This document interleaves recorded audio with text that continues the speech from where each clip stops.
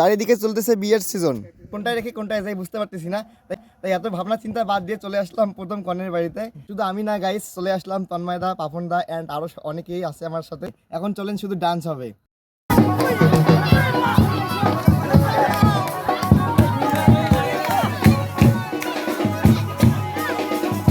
সবাই মিলে খাওয়া দাওয়া শেষ করলাম। শেষ করার পর এখন চলে যাচ্ছি আমরা আরেকটা বিয়ের বাড়িতে, ওটা থেকে চলে যাচ্ছি আবার অন্য বিয়েতে।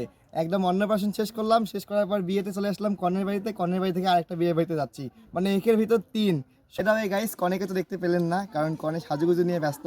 এখন চলে যাচ্ছি আমরা মামার বিয়েতে, মামারা আসতেছে নীলফামারী থেকে, অলরেডি আমি তো চলে এসেছি। আবারও আমরা দ্বিতীয় বিয়ের বাড়িতে চলে আসলাম, এটাও কিন্তু কনের বিয়ে হচ্ছে। আমার মামা এখনো আসে নাই, আমরা এখান থেকে বিদায় নিয়ে চলে যাচ্ছি কোথায় দাদা?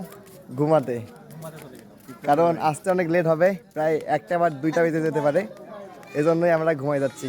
আর আপনাদের দেখা হলো না, ঠিক আছে? বাকি অনুষ্ঠান দেখা হচ্ছে না, তাহলে আমরা এখন ঘুমাচ্ছি। Good night, tata, bye bye.